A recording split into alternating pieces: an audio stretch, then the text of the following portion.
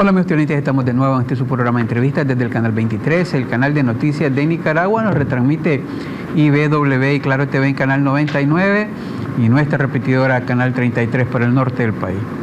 También nos pueden sintonizar a través del internet en cdnn23.com y cdnnradio.com para los que nos ven y nos escuchan a través de la cibernética.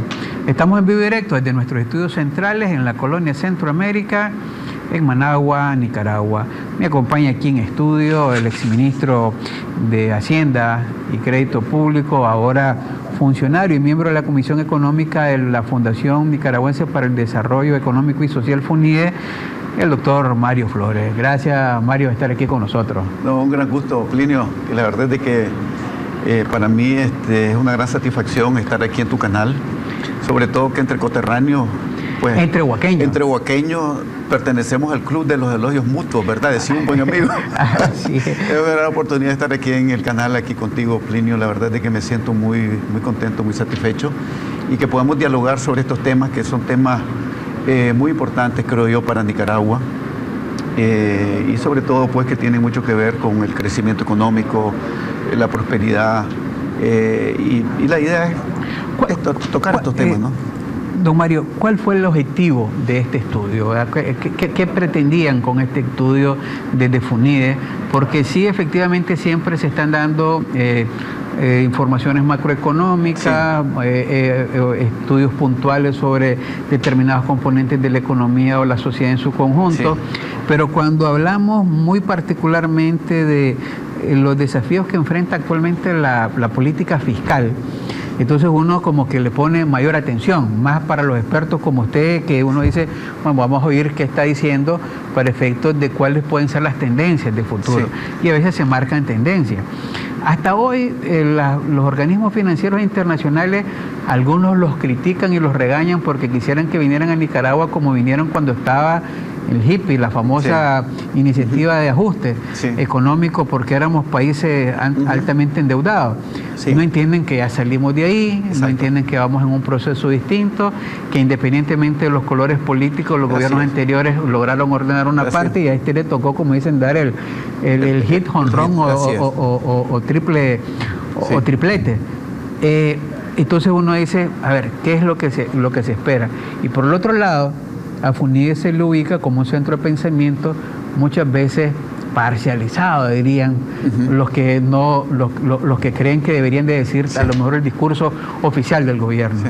¿Qué es el objetivo con este estudio? El objetivo, yo creo que esto forma parte de una agenda de FUNIDE que ha venido tocando desde hace un par de años, que es el tema de la productividad. El tema de la productividad significa de que Nicaragua, las tasas de crecimiento que tiene Nicaragua en el largo plazo son relativamente bajas. Entonces, para que podamos tener tasas de crecimiento, digamos, de un 6%, un 5 o 6% en el largo plazo, se necesitan hacer cambios importantes. Cambios en la productividad laboral, en la productividad del capital, pero también en el ambiente de hacer negocios, para que puedan atraer inversión extranjera, para que la inversión nicaragüense también pueda aumentar, pero también que la eficiencia de la inversión sea mejor, que la eficiencia también en la parte del trabajo también sea mucho más alta, y eso tiene mucho que ver con la educación, con puertos, con infraestructura, con un sinnúmero de cosas, pero para hacer todas esas cuestiones también necesita el andamiaje jurídico, también necesita de la estabilidad, de la credibilidad de las políticas y todas esas cosas. Entonces todo eso FUNIDE lo ha venido tocando en sus informes desde hace 2, 3 años, 4 años. Entonces el tema de la política fiscal creo que lo tocó FUNIDE hace como 3 o 4 años, y era ahora con unos indicadores sólidos que tiene Nicaragua, digamos, en términos de crecimiento del Producto Interno Bruto, el manejo de la inflación, el déficit en cuenta corriente, que es de un dígito, y para mí, pues, que fui tanto tiempo servidor público, me parece que son indicadores que en la historia contemporánea de Nicaragua, en la historia económica contemporánea de Nicaragua, son muy buenos, y si uno los compara con la región centroamericana, también son muy buenos.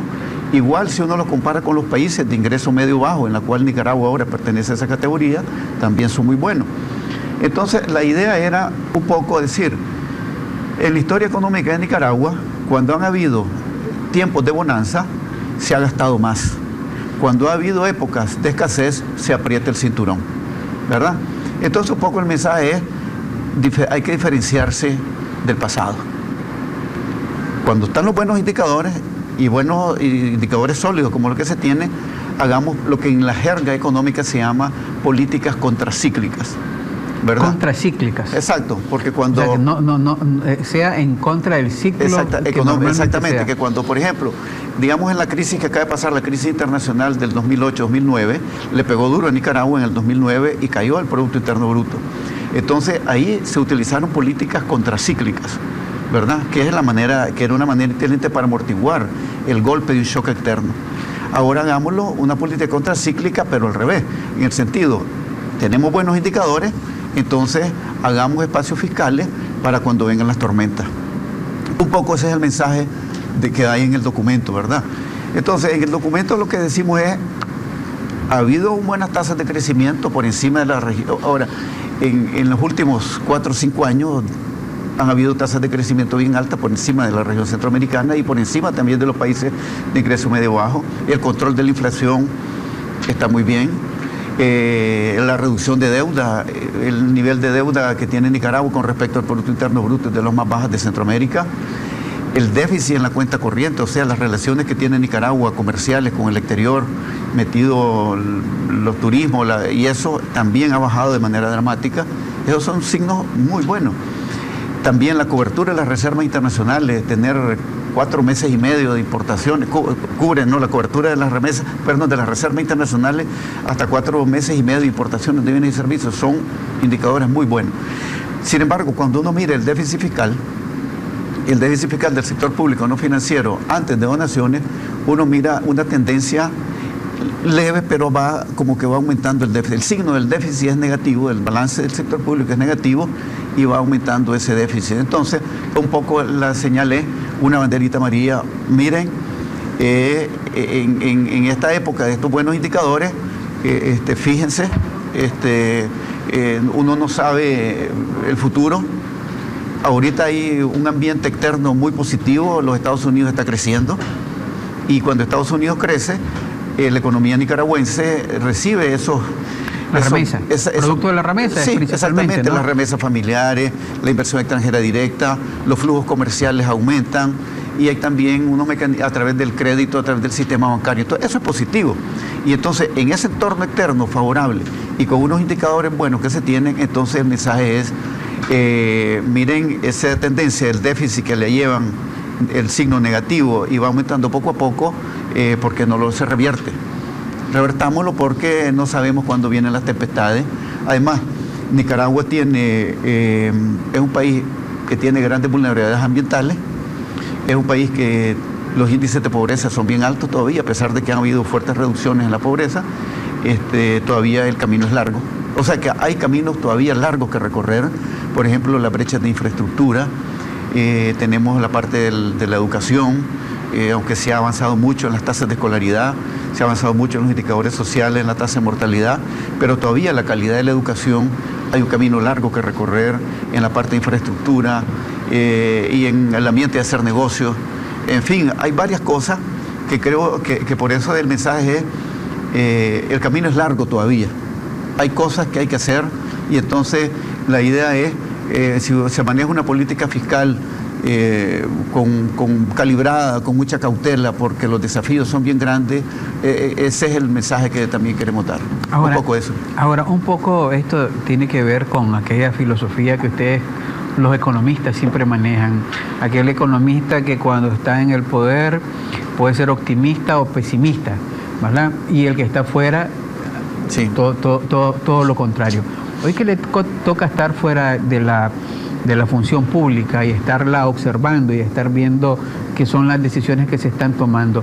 En el análisis general sobre la política fiscal, ¿cuáles son los logros que usted detecta?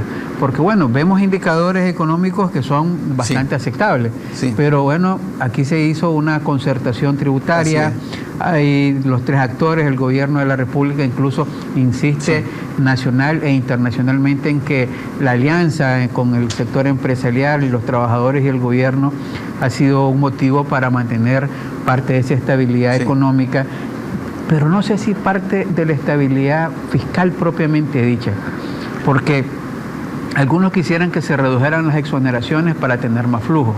Otros quisieran que no se invirtiera tanto y no se sabe de qué parte de fondos se están invirtiendo. Y vemos ese crecimiento. ¿Cómo lo está analizando Mario Flores y Unides en particular? Exacto, sí, lo que vemos es lo siguiente, ¿verdad? De que esa tendencia que lleva el déficit fiscal, ¿verdad? Y el signo negativo y la tendencia que lleva, proponemos revertirla. ¿Y cómo se revierte esa tendencia? Gastando menos y aumentando los ingresos, ¿verdad? No proponemos aumentar más impuestos, en absoluto, porque la carga tributaria en Nicaragua, en comparación con la región y en comparación con los países de ingreso medio, bajo, y en comparación también de acuerdo a las condiciones económicas, de acuerdo a las condiciones de la economía nicaragüense, está llegando a su límite. Entonces lo que proponemos es que ver bien temas de administración tributaria, por ejemplo, mejorar capacitaciones, digamos, en la administración tributaria, mejorar la de infraestructura. Se ha hecho bastante, digo, yo creo que se ha venido modernizando las administraciones tributarias de Nicaragua, pero, digamos, mejor tratamiento a lo mejor en los diferentes tipos de contribuyentes. Tenemos los grandes contribuyentes, tenemos los de pequeña empresa, pero definir una estrategia de gestión tributaria acompañada de recursos informáticos, acompañada de programas de capacitación a los auditores y de este tipo de temas que yo creo que puede ayudar muchísimo en la recaudación. Por el lado del gasto, hay muchas cosas que se mencionan en el estudio y que fueron, por ejemplo, hay muchas ineficiencias, digamos, en el gasto, sobre todo gasto que digámoslo así, que está focalizado de manera imperfecta, pongámoslo así. Explícalo más boqueñamente, como diríamos. Para no decir mal focalizado. Pues, mal focalizado. ¿Verdad? Hay, digamos, gastos y subsidios donde hay gente que no debería estar y hay gente que no está y que debería estar. ¿Verdad? Sí, tenemos ahí el subsidio de energía eléctrica, tenemos en los programas de asistencia social, tenemos también en transporte. Entonces hay mucho de esta parte en gasto donde hay que analizarlo con bastante objetividad, bastante frialdad, y por ahí pueden haber espacios y ganancias del gasto si se gasta de una manera más eficiente y mejor focalizado. Entonces creo que ahora, por el otro lado también, ya que mencionaba Plinio el tema de las exoneraciones, hay una cuestión importante también, y que no lo mencionan, sino que hay muchos estudios que se han hecho en Nicaragua desde hace bastante tiempo, desde hace unos 5, 10 años, 15 años, y que siguen saliendo a luz, es que lo que significa exoneraciones y exenciones para Nicaragua es bien alto en términos de relación al Producto Interno Bruto. Cuando se compara América Latina, el caso de Nicaragua es el más alto en dar exenciones y exoneraciones como proporción del Producto Interno Bruto. Entonces, ahí hay un tema también que tiene que ver, digamos, cuando hay el tema del gasto, digamos, en asistencia social, digamos, gasto público que tiene que ver con alimentos, medicina, vivienda. Entonces, ahí hay exenciones y exoneraciones que no deberían de estar porque reciben beneficios gente de medios y altos ingresos. Hay un problema ahí. Entonces yo creo que ese es un tema que no es nuevo en Nicaragua, pero que amerita que se revise, y por ahí pueden haber una mejor eficiencia en el gasto público. Vamos a hacer una pausa, don Mario, y cuando regresemos, usted decía de que hay que seguir sacando de la pobreza al país. O sea, que sí, la política fiscal en eso, aunque se ha hecho esfuerzos, todavía no ha sido sustancial el sacar la pobreza. Sí. Eso pasa por tener ingresos mayores para poderlos invertir. Claro. Pero por el otro lado se dice, pero no inviertan tanto. Entonces se da como una dicotomía, una confusión. Diría un ciudadano español que vino y que dejó de vuelta la palabra en la palestra diciendo doble rasero en eso. O realmente se tributa más y se amplía la base tributaria, o se les quita más a los que tienen mucho y eso se invierte en los pobres, o de algún lado hay que hacer que los pobres salgan de la miseria. ¿Cuál sería la filosofía? Permítame hacer la pausa y cuando regresemos ¿Qué es lo que usted detectó? Hablaba con alguien y me decía dos cosas muy puntuales sobre esto del tema de las exoneraciones y exenciones. Quedó ahí en la ley que aquí se puede meter un jet o una nave o un yate, ¿verdad? Exonerado. Entonces me decía un mediano empresario, pero ¿por qué no más bien nos exoneraron las Hilux, que son las que se ocupan de trabajo? ¿Verdad? Entonces le digo yo, bueno, pues no sé por qué, porque no soy tan bruto como parezco, pero por algo debe ser. Pero me imagino que yate, si hubiesen aquí 100 que trajeran yate, podemos incentivar el turismo y venir un montón de cosas. Sí. Pero si tenemos más Hilux, me dice, podríamos producir. Entonces se encuentran esas contradicciones. ¿Qué se puede hacer o cómo lo están viendo y qué se puede sugerir desde esta óptica? Sí. Y por el otro lado hasta los del INCAE salieron brincando cuando les quitaron las exoneraciones de los vehículos, que dicen que se les había vuelto un poco de negocio. Vamos a preguntarle a don Enrique Bolaños un día de estos que está ahora dirigiendo el INCAE, cómo lo recibió, porque hasta mi buen amigo Arturo Cruz andaba pegando brincos porque le habían hecho pagar al BMW. El BMW, sí, pero ya tiene muchos años, me imagino que ya me imagino que Arturo, ahora que lo quiere cambiar, seguramente que... No, es que lo cambiaba casi con una frecuencia muy puntual. Vamos a los mensajes y regresamos aquí con Mario López. Continuamos conversando con Mario Flores, doctor en Economía y quien es miembro de la Comisión Económica de la Fundación Nicaragüense para el Desarrollo Económico y Social, FUNIDE, a propósito de la presentación del estudio sobre política fiscal en Nicaragua 2000 al 2015 que ha realizado este distinguido y culto exfuncionario público y muy notable en su trabajo. Le hacía la pregunta alrededor de la economía. En cualquier país lo que trata es de sacar a la gente adelante. Así es. Y aquí el gran atraso es sacar a la gente de la pobreza. Pero para poderla sacar de la pobreza, pues efectivamente el fondo económico es el importante. Aquí son los tributos. Entonces se habla, seguimos tributando más, seguimos buscando cómo obtener más tributos o no gastamos, dice usted. O sea, habría que haber gastos más prudentes. Hablaba de las vacas gordas y las vacas flacas. Hoy por hoy, ¿cómo califica Mario Flores el país? ¿Estamos en temporada de vacas gordas o vacas medio raquíticas? ¿O quiénes están en las vacas gordas en los sectores? A ver, primero yo creo que hay que decir lo siguiente, Plinio. El reto de disminuir la pobreza en un país como Nicaragua no es fácil, es grande. Y eso pasa por tener tasas de crecimiento económico si es posible arriba del 4,5%, 5, 6%, depende de la velocidad con que se quiera tener la reducción de la pobreza. Ahora, esas tasas de crecimiento tienen que ser sostenibles, ¿verdad? Es sostenida, ¿verdad? No es que se puede a veces crecer 1 año, 2 años a costa de inflación o a costa de mayor gasto, pero después viene el costo. No, tiene que ser de manera genuina, que se crean los fundamentos, lo que se llama en economía, y que es mantener políticas económicas sanas. Creo que eso se ha logrado acá en Nicaragua. De hecho, la calificación que le ha dado Moody's, que ha pasado de B3 a B2, yo lo veo un signo muy positivo también, porque es un reconocimiento al manejo creíble que se ha tenido en la política macroeconómica. Ahora, para reducir la pobreza no solamente es que se tenga que crecer a tasas, como decía, no más arriba del 4, 4,5%. Lo ideal es tener una tendencia y crecer el 5, 6% en el mediano y largo plazo. ¿Cómo hacer eso? Haciendo cambios importantes en las productividades, que decíamos, ¿verdad? Inversiones en infraestructura, mejorar el capital humano a través de la calidad de la educación y un sinnúmero de cosas donde la política fiscal juega un papel importantísimo. Digamos, el gasto público, por ejemplo, el gasto social en Nicaragua, cuando hay un cálculo que puse como punto de partida 2005 y vemos que el gasto social en Nicaragua ha crecido más rápido que el Producto Interno Bruto. Eso es positivo, pero el tema está el impacto que eso ha tenido. ¿Cuál ha sido el impacto en disminución de pobreza? ¿Cuál ha tenido el impacto en mejorar la educación, en la calidad de la educación?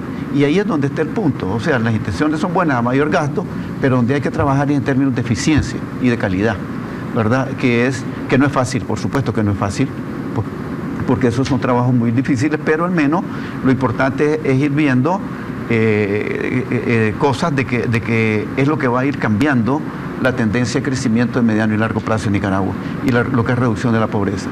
Con el tema de las exenciones y las exoneraciones, Plinio, yo sé que este es un tema muy espinoso, porque eso toca temas diversos sectores económicos, ¿verdad?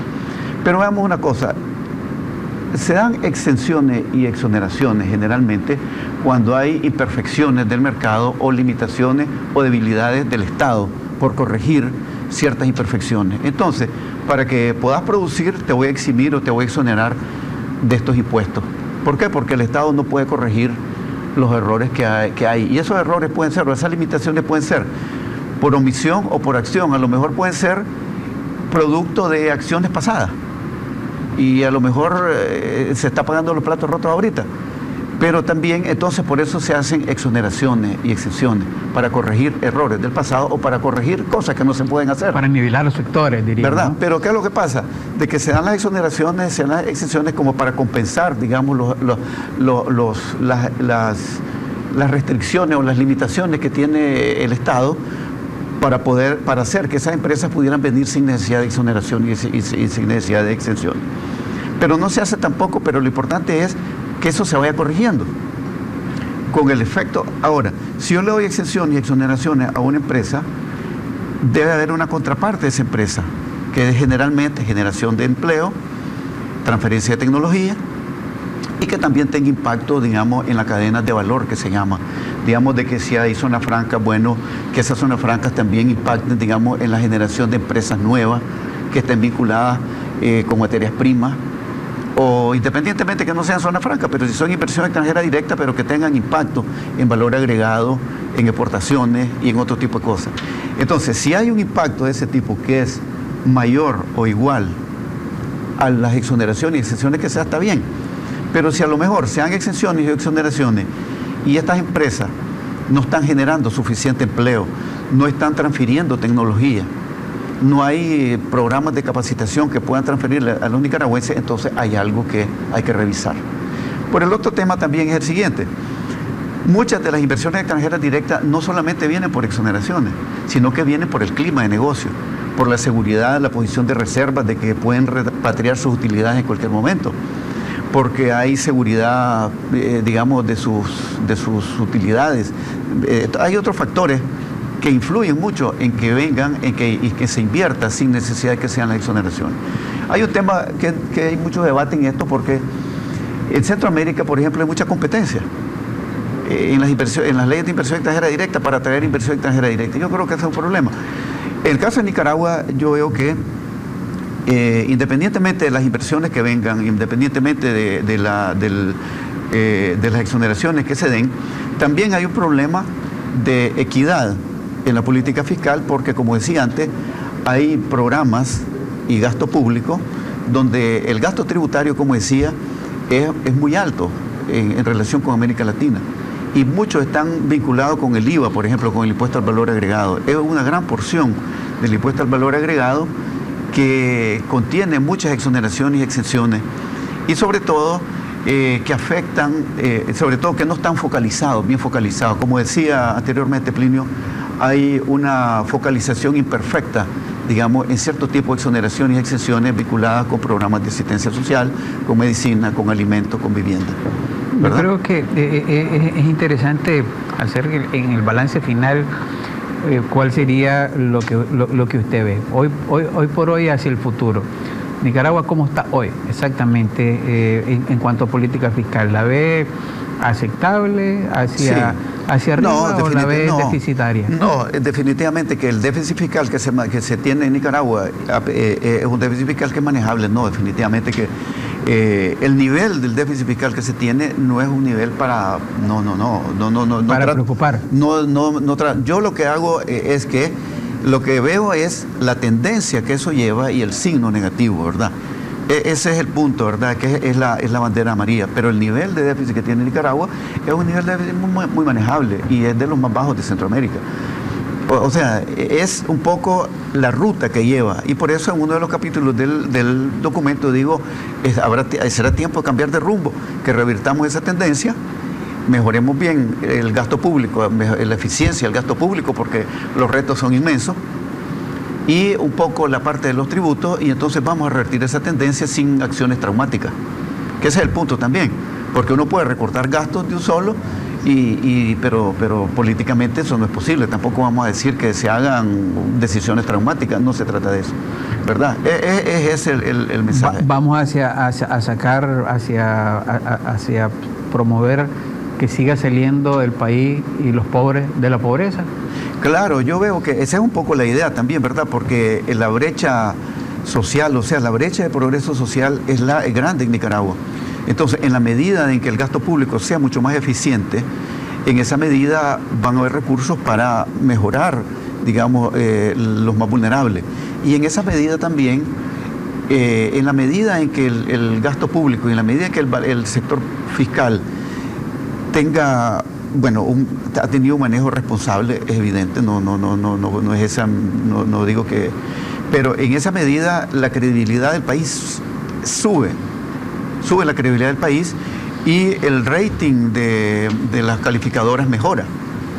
Y en la medida en que mejora el rating de las calificadoras, en esa medida también las tasas de interés hay un premio por la tasa de interés. O sea, cuando el país va mal, el riesgo es mayor, el riesgo soberano es mayor, pero cuando el país va bien, el riesgo soberano es menor. Entonces, hacer bien las cosas y tener una política fiscal contracíclica, que es lo que generalmente se maneja en la jerga económica, haría que Nicaragua se diferencie de la historia económica contemporánea, que ha sido procíclica. O sea, que no gastar necesariamente cuando tenemos más, sino que cuando es necesario. Exactamente, es un poco eso, sí. Le quiero agradecer, don Mario, que haya estado aquí con nosotros. La próxima hablamos de San José de los Remates. Por supuesto. Para que no digan que no hablamos de los pueblos, de nuestros pueblos, de los pequeños. No, por supuesto que sí. Le agradezco que haya estado aquí y lo felicito por este trabajo que le hizo para el FUNIDES, que sí. Espero seguir conversando sobre otros temas de la economía con usted.